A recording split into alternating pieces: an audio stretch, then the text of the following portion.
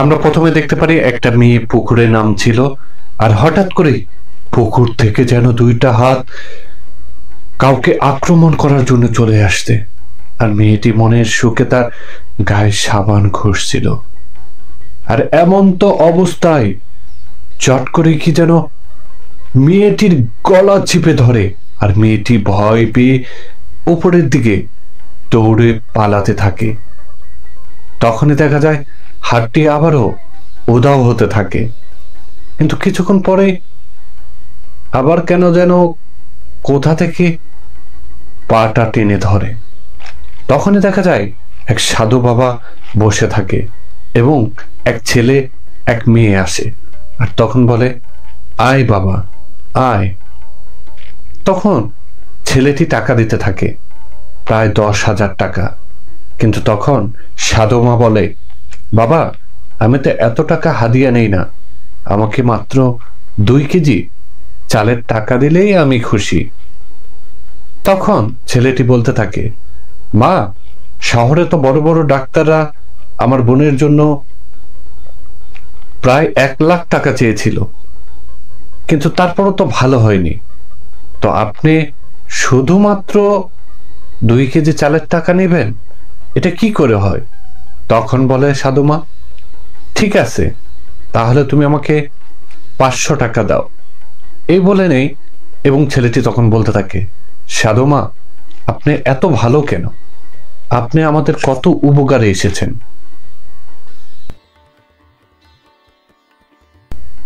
তারপর দেখি সিন চলে যায় চায়ের দোকানে, এবং চায়ের দোকানে ছেলে এবং বিভিন্ন কেউ মুরব্বী বসে নিয়ে তারা গল্প করছে। দেখছেন কাকা, আমাদের গ্রামে কতটা কপাল খুলে গেছে, সাধুমার মতন মানুষ আসছে আমাদের গ্রামে, এবং এই সাধুমা আসার কারণে আমাদের গ্রামে জিন এবং বিভিন্ন মানুষের রোগ বালা ভালো হচ্ছে।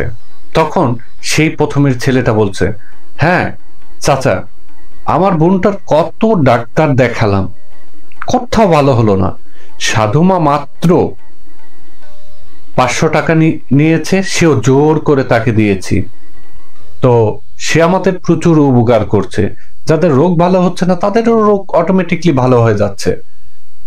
তখন কাকা বলতে থাকে, ঠিক আছে অনেকই শুনলাম, কিন্তু একটা বিষয় তোরা খেয়াল করেছিস? তখন বলতে থাকে, কি কাকা? আমাদের গ্রামের প্রতি মাসে একটা করে মেয়ে হারিয়ে যাচ্ছে। ফার্স্টের দিকে ভেবেছিলাম তারা কোনো সম্পর্কে লিপ্ত আছে, আর যার কারণে তারা হয়তোবা হারিয়ে যাচ্ছে, কিন্তু এখন দেখতেছি অন্য কোনো রহস্য। সবাই বলতে থাকে, তার মানে কাকা? এই মানেটা কি? আমাদেরকে খুঁজে বের করতে হবে এর রহস্যটা কি। তারপরে সিন চলে যায় আবারও সেই সাধু মায়ের কাছে।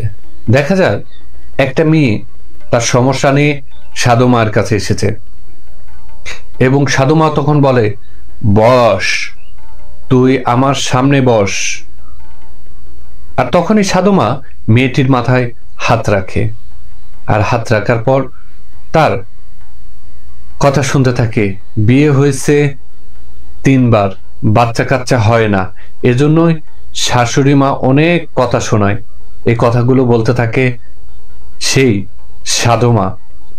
চিন্তা করিস না, আমার কাছে যখন আইসস এর সমস্যা সমাধান হইবই, তোরে আর কোনো কেউ কথা শুনাইতে পারবো না। তখন মেয়েটি বলতে থাকে, হ্যাঁ সাধু মা, তাই যেন হয়। আজকে রাতে ঠিক 2টার সময় তুই আমার আস্থানেই আসবি। তোর স্বামী বা আশপাশের কেউ যেন টের না পায়, যদি টের পায় তাহলে কিন্তু এই কাজটা হবে না। আর আজকের মনে তুই চলে যা।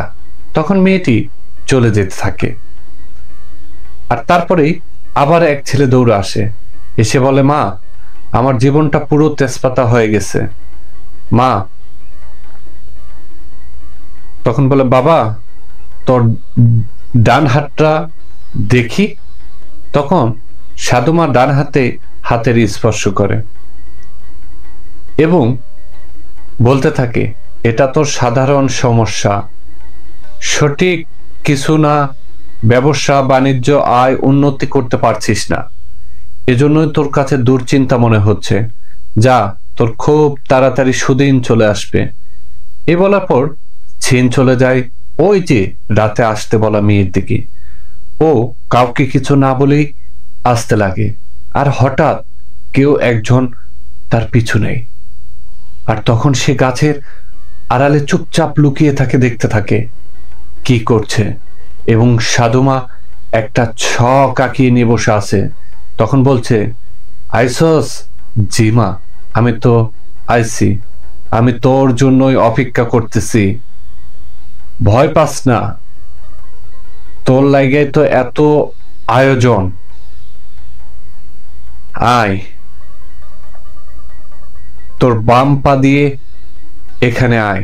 তখন মেয়েটি চলে যেতে থাকে এবং তখন বলে, এখানে তুই বস। বসার পরে সাধুমা বলে, নাম কি তোর? পিতার নাম কি? তখন মেয়েটি বলে, আবুল হোসেন, মাতা শিউলি। এবং তোর পুরা শরীরে কোনো ক্ষত আছে? বলে, না মা। ঠিক আছে। এই বলার পর কিছু একটা ফোঁটা দিয়ে দেয় এবং তারপর বলে, এবার খুব মনোযোগ দিয়ে আমার চোখের দিকে তাকায় থাক, পলক ফেলবি না কিন্তু। এবং মেয়েটি তাকায় থাকে। কিছুক্ষণ পর দেখা যায় মেয়েটি তার সম্পূর্ণ ধ্যান জ্ঞান স্মৃতিশক্তি হারিয়ে ফেলে এবং সে সাধুমার বশে সে দিবানা হয়ে যায়। আর সেই ছেলেটি আড়াল থেকে দেখছিল, আর তখনই সাধুমা নাচ করতে থাকে। আর সে মনের আনন্দে নাচ করতে করতে বলি দিয়ে দেয়। এবং তারপর দেখা যায় সবগুলো ছেলে একসঙ্গে বসে আছে গ্রামের। তখন বলছে, গ্রামের সবকিছু ঠিকঠাক মতো চলছিল, হাসি খুশি, কিন্তু হঠাৎ কইরা প্রতি মাসে একটা করে মাইয়া উধাও হয়ে গেছে। আসলে কি উধাও হইতেছে না উধাও করা হইতেছে? এ মাসে কোনো মাইয়া উধাও হয়েছে নাকি? কেন, গতকাল রাইতে জানোস না বড় ভাবি হারাই গেছে? আমি তোরে কইছি ভাই, এইসব কিছুর পিছনে সাধুমার হাত আছে। ভাই, আপনি সাধুমারে পছন্দ করেন না ঠিক আছে, কিন্তু হিংসা করেন কা ভাই? আরে কেন, আমি আবার কই হিংসা করলাম? এর মাঝেই সে যে আড়াল থেকে দেখেছিল সে ছেলেটি এর মাঝে দৌড়ে আসে। তখন বলতে থাকে, কিরে, কি হয়েছে তোর? আমি সব জানি। কি জানস তুই? তখন বলতে থাকে, সাধুমা সাধারণ কেউ না। সাধুমার আবার কি হলো? আমি গতকালকে রাত্রে একটু বাইরে হয়েছিলাম বাসা থেকে। রাতে আমি দেখলাম রানা ভাইয়ের বউ বাসা থেকে বাইর হইয়া কই জানে যাইতাছে। আমিও পিছু নিলাম, ভাবছিলাম কারো লগে হয়তোবা ভাইগা যাইতেছে। তো পিছন পিছন যাইতে থাকি, যায় দেখি সাধুমার ঘরে যায়। সাধুমার আস্থানে যাওয়ার পর তাকে কি যেন মন্ত্র পড়ে ফু দেয়, আর তার কিছুক্ষণ পরেই সাধুমা তাকে বশ করে নেয়। অট্ট হাসিতে সে দিবানা হয়ে পড়ছিল। আর সাধুমা তখনই তাকে কিছুক্ষণ পরে বলি দিয়ে দেয়। তখন সবাই বলছিল, আরে আমি তো কইছিলামই এই সাধুমা সাধারণ কেউ নয়। তোরা আমার কথা বিশ্বাস করিস নাই, এখন দেখছস এই সাধুমারে এই গ্রাম থেকে উৎখাত করতে হবে। চল, তোরা এখানে আর বসে থাকা যাইব না। তবে ক্ষমতা কোনো আইডিয়াই নেই, গ্রামের লোকজনের সবার জানানো দরকার। আর শোন, সেজন্যই আমরা আজ সন্ধ্যায় সবাইকে নিয়ে একই সঙ্গে যাব। ততক্ষণ চল সবাইকে আমরা খবর দিতে থাকি। এ বলে সবগুলো বন্ধু সিঁড়ি থেকে উঠে যেতে থাকে। তারপরেই ছিন চলে যায় সাধু মায়ের ঘরে। দেখা যায় সাধু মায়ের সেই আস্থানায় অনেকগুলো ছেলে পেলে আগুন ধরিয়ে নিয়ে এসেছে এবং বলতে থাকে, সাধু মা, অনেক খেলা দেখাইছস, প্রতি মাসে তোরা আমার একটা করে গ্রামের মেয়েকে তুই বলি দিছিস। তখন বলতে থাকে, বাবা, আমি শুধুমাত্র সাধনা করি, আর আমি চেষ্টা করি তোমাদের রোগ বিপদ মাসা বালা মুসিবত এগুলোকে আমি দূর করার চেষ্টা করি। তখন ওই ছেলেটি বলতে থাকে, আমি কালকে দেখেছি তুই একটা ডাইনি, তুই কালকে ভাবিকে, রানা ভাইয়ের বউকে তুই বলি দিয়েছিস। তখন বলে সাধু মা, না না, আমি এমন কোনো কিছু করি নাই, আপনার শুধু শুধু আমার অপবাদ দিতেছেন। তখন হিরো বলে, ওই কেউ একজন ঘরে যা, ঘরে যায় দেখ কাপড় চোপড় আছে কিনা, আর আপনারে আমরা দেখে নিব। তখন দেখা যায় ঘরে থেকে কাপড় চোপড় সব নিয়ে আসে। পোশাক দেখি বলে, কি দেবী, এবার কিছু তো চুপ করে আসো কেন? তখন দেবী হাসতে থাকার বলে, সব যখন যাই না গেছস তখন আর কোনো কিছু লুকাইয়া লাভ নাই, কিন্তু তোরা কি ভাবছস, তোরা সব কিছু যাই না গেছস দেখা তোরা আমার ক্ষতি করবি, আমার তোরা এখন শেষ কইরা দিবি? এই বলেই মন্ত্র পড়ে ফু দিয়া মাত্র দেখা যায় চতুর সাইডে আগুন ধরে যায় এবং তখন বলে, তোকে আরো যদি সাহস থাকে এ আগুন নিভাইয়া আমারে মাইরা ফালা, তুই যেমন আগুন জ্বালাইতে পারছস আমরাও ভাই তোর বাড়ি ঘর সম্ভব সবকিছু জ্বালাই দিব। তখন জ্বালাইতে থাকে এবং তখন খুব ক্ষিপ্ত হয়ে যায় সাধুমা। তখন তার কলিজাতে মনে হয় আঘাত লেগেছে, এতটা রাগান্বিত হয় এবং সবাইকে বলতে থাকে, তোরা যে ক্ষতি করলি আমি তোদের কাউকে ছাড়বো না, তুই আমার এত বড় সর্বনাশ করলি, হ্যাঁ তোর কারণে আজকে আমার তাপস্যা সাধনা সবকিছু নষ্ট করে দিলি, আমি ঘর ছাড়া। একটা কথা বলি, আমি সাধুমা বাইচা যদি থাকি তাহলে আমি তোদের জীবনটাকে নরক বানায় দিব। এই মাটির বুকে দাঁড়ায় কথা দিলাম, আমি তোরে চিনি, তিলে তিলে তোকে আমি মারব। এই বলার পর ছিন চলে যায় গ্রামের রাস্তার দিকে। আর দেখা যায় সেই কাকা বসে থাকে এবং সেখানে তার ছেলে চলে আসে এবং বলতে থাকে, বাবা কি হয়েছে, এমন কইরা বসে আসস কেন, তোমার মন খারাপ? না মন খারাপ না, তো একটা বিষয় নিয়ে খুব দুশ্চিন্তার মধ্যে আছি। ছেলে বলে, কি নিয়ে দুশ্চিন্তা করছো বাবা? আমার গ্রামে পাঁচটা তাজা মাইয়া বলি হয়ে গেছে, এই যে খারাপ মহিলা, এই জন্যই তান্ত্রিক মহিলা কালো জাদু করে, আল্লাহর কাছে লক্ষ লক্ষ শুকুর তোর ওসিলায় ওই মহিলা পতন হয়েছে। ওই জায়গায় আমার দুশ্চিন্তা। আব্বা, আমি তো আগেই কইছিলাম এই ভণ্ড একটা প্রতারক, তোমরা তো কেউ আমার কথা কোনো কান দাও নাই, এসব বলে আর কি। তখন বাবা বলতে থাকে, না বাবা, খারাপ মানুষ ও খুব খারাপ, ওদের দ্বারাই সবকিছু সম্ভব, ও যদি তোমার কোনো একটা ক্ষতি করে ফেলে। তখন ছেলে বলছে, বাবা এসব কিছুই হবে না, ওই খারাপ মহিলা আমার কিছুই করতে পারবে না। এ বলে বাবা ছেলে ওখান থেকে উঠে চলে যায় এবং ছেলে ভাবতে থাকে, ভাবতে ভাবতে সেও শুয়ে যায়। তারপরে ছিন চলে যায় একটা মাছের দিকে, ব্রিকেট মাছ নিয়ে কে যেন পথ হাঁটছে। তখন দেখতে পায় সেই হিরোর বাবা। হিরোর বাবার হঠাৎ করেই কেন যেন একটু ভয় ভয় কাজ করছে। অন্ধকার রাত, আর এই রাতের মাঝে কেন যেন তার কাছে পথ শেষ হচ্ছে না, কিন্তু সে শরীরটাকেও ক্লান্ত বোধ মনে করছে। হঠাৎ করে আবার সামনে যেতে থাকে, কোথা থেকে যেন একটু ভৌতিক একটা সাউন্ড বাজতে থাকে। আর তখন সে আবারও মাছটার দিকে তাকাতে থাকে।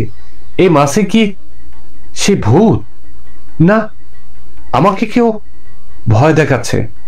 তখন সে বলতে থাকে, আল্লাহ আল্লাহ, তুমি সবকিছুর মালিক। এই বলতেই তার বুকের ঠিক ঠিক বাম পাশটায় ব্যথা করছে, আর এতটা তীব্রভাবে ব্যথা করছে সে না পারছে হাঁটতে, না পারছে কোনো কিছু করতে, আর শুধু তখন ডাকছে, আল্লাহ, হে আল্লাহ, তুমি আমাকে শক্তি দাও, আবার সন্তানের কাছে যাবার ক্ষমতা টুকু দাও। কিন্তু তার তখন এতটাই আক্রান্ত হয় মাটিতে দেহখানা যেন লুটে পড়ে গেল, আর সে বাঁচার জন্য আকুতি করার পর এক পর্যায়ে সে ব্রিকেট মাছটি কাতরাচ্ছে।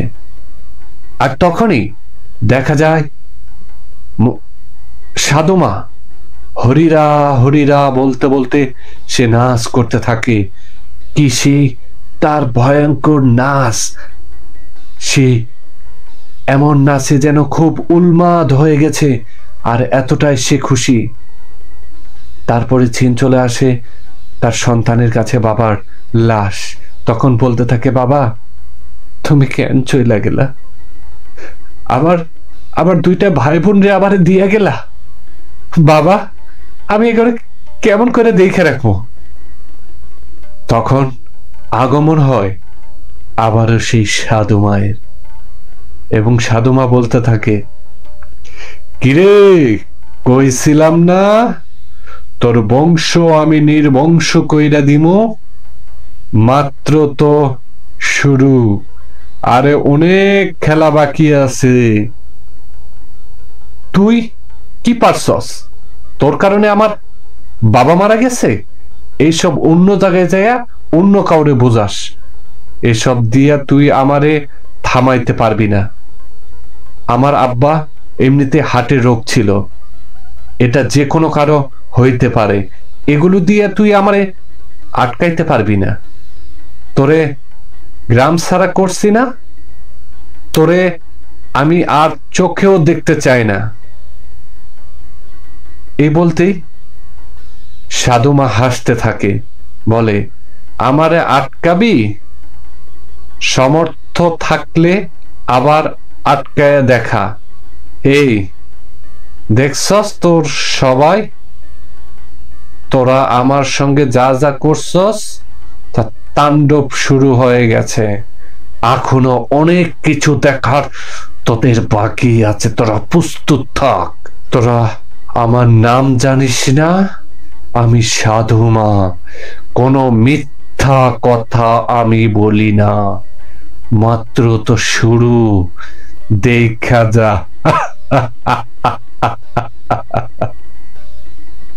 এই বলেই সাধুমা চলে যেতে থাকে।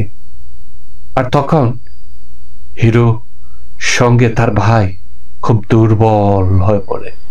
আর তারপর দেখা যায় সাধুমা তার আস্থানায় শুকনা ঝাল পুড়িয়ে একটা পুতুলকে সে বশ করার চেষ্টা করছে। আর এমন ভাবে চেষ্টা করছে, সেই সাধুমা পিন দিয়ে আঘাত করতে থাকে সেই তার পুতুলটাকে, এবং একে একে আঘাত করতে থাকে। আর তার সাধনা পরিপূর্ণতা করতে আবারও পুতুলের দুই পাশে কাঁচা শুকনা মরিচ দেবার পর সে ঝালে আগুন দেবার পরে দেখা যায় হিরোর মন ছটফট করতে করতে রুম থেকে বের হয়ে এসে বমি করতে থাকে। আর তখন বমি করতে করতে দেখা যায় সে গলা চিপে ধরে, আর এতটাই গলা চিপে ধরে তার কষ্ট হচ্ছিল। আর সাধুমা যখনই হাতের সঙ্গে মুচড়ে নিল, সেও যেন চিৎকার করে পড়ে গেল। সাধুমা তখন অট্ট হাসিয়ে দিবা না। হিরো এসে বলছে, তুই এই এই তুই কথা বলছিস না কেন? কথা বল, জুই জুই কথা বল, বোন আমার কথা বল। তখন সে ভাবে নেই, সাধুমা করে চিৎকার দিতে থাকে। ছেন চলে যায় তার বন্ধুদের কাছে। চায়ের দোকানে সবাই মিলে বসে আছে, আর সেখানেই দেখা যায় তার ছোট ভাই বলছে, ভাই যা হবার হয়েছে, আমরা আবারও সবাই মিলে পরামর্শ করি সাধুমারে কিভাবে এই গ্রামে ফিরে আনা যায়। তাছাড়া আমাকে কাউরে বাঁচতে দিব না, আমাদের সবাইরে নির্বংশ করে দিব। ভাই তুমি তুমি আর সাধুমায়ের লগে বাড়াবাড়ি কইরো না ভাই। তোমার বাপরে মারে ফালাইলো, তোমার বোনটারে মারা ফালাইলো, এরপরে তো আমাগো পালা। গ্রামবাসীর জন্য ভালো হইব ভাই। তখন বলে, আমি কোনোদিনই অন্যের কাছে মাথা নত করি নাই, করমো না। অন্যায় যেখানে সেখানেই আমি রুখে দাঁড়ামো, আর সাধুমা আমি নিজে হাতে মাইরা ফালামো। তখন তার বন্ধুরা বলে, তুই যদি এতে বাধা দিস তোর বিপক্ষে আমরা দাঁড়ামো। এই বইলা ভাই ভাই বলে চিৎকার করতে করতে দৌড়ে আসে। এসে তখনই তার খবর দেয়, ভাই আপনার ছোট ভাই তো গাছে ঝুইলা আছে, তো ওই জঙ্গলে। তখন আবারও হিরো দৌড় দেয়। তখন তার ছোট ভাই বলতে থাকে, কি করি এখন আমি? এ বলে হিরো দৌড় দেয় এবং যায় দেখে, দৌড়াতে দৌড়াতে সে সাধুমার কথা ভাবতে থাকে যে তাকে যদি আমি কাছে পাই তাহলে জিন্দা মেরে ফেলবো। আর তখন গ্রামের সবাই একত্রিত হয় এবং বলতে থাকে, আমরা যা ভুল করেছি, সাধুমাকে বাড়ি ঘর পুড়িয়ে দিয়ে তার সাধনা নষ্ট করেছি, আমরা বড় ভুল করেছি। এবং হিরো তার ভাইয়ের ঝুলন্ত লাশে পা ধরে কান্না করতে থাকে এবং বলে, তোরা সবাই আমারে ছাইরা গেলি, বাবা গেল, বোন গেল, তোর চলে গেলি, আমার ইতিম বানায় তুই চলে গেলি। তখন সাধুমা আবারও রা রা রা ভয়ঙ্কর ভাবে সাধুমা এসে বলে, কিরে কি বলেছিলাম, তোর জীবনটা নরক হয়েছে। এই বলে ভয়ঙ্কর ভাবে তার দিকে জিভা পার করে থাকে, মজা নিতে থাকে। তোরে আগেই কইছিলাম, বাপ গেছে, তোর বোন গেছে, এখন তোর ভাইটাও গেছে। আমি কই নাই আমার সাথে লাগতে আসিস না, জীবনে আফসোস করবি, তোরে তিলে তিলে মারমু। তখন বলে সাধুমা।